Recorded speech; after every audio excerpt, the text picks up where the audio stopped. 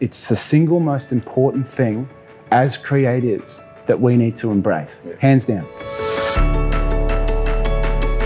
It's been said that the democratization of design is a double-edged sword.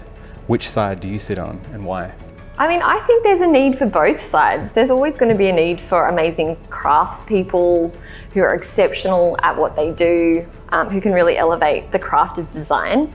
But equally, why don't we open the door and let more people in? Everyone's a designer. I think everyone is a designer. People probably just aren't aware of the fact that that's what they're doing. They're probably just problem solving. Most of the value is in the problem solving and the thinking that's put into us, that IP, the ideas. There's definitely always a need for strategic design, and I think that's only going to get stronger. They're very different spaces. There's always going to be clients who want this very unique, original response, and then there's going to be other clients who just want useful tools to get on with doing what they need to do. I don't like when people think of it as a scarcity model. Because you exist, I can't exist. Everyone can exist. There's space for everyone. If we start to have this really narrow view of things, we're going to start to cut out some voices. And I think one particular tool that comes up a lot in this conversation is Canva.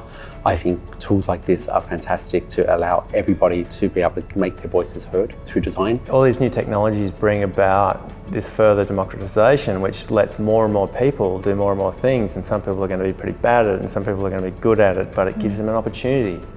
And I think it'd be pretty cruel to say people don't deserve an opportunity. I could have a go skateboarding, I could have a go making a wedding cake. I believe everyone is creative, I genuinely believe that. This doesn't have to be such an exclusive thing, and I think if we can give people the tools of design, we can really unlock for them magic, potential, inspiration that we all have. Design does not make us gods, even though we are creators of things. We have a set of skills that help us solve problems, and I think sharing those skills and sharing that knowledge with more and more people only gets us to more innovative and creative ideas.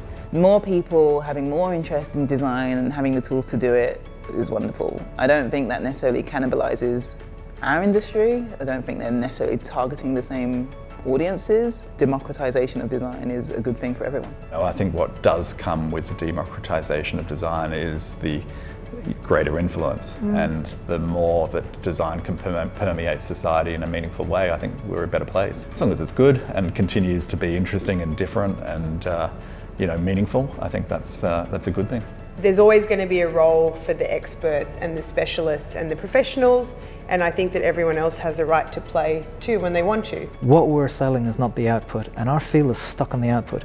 What we're selling is the thinking behind it, the process behind it, the experience behind it that led to that particular outcome and multiple other ones. If we don't value what we do, we can't expect others to. So we need to tangibly say what that value is in conjunction with the tools that have democratized design. We need to share. We need to love one another, and we need to learn from one another, or else we're just going to have more of the same. And unless we have a democratic design culture, minorities are going to get left behind.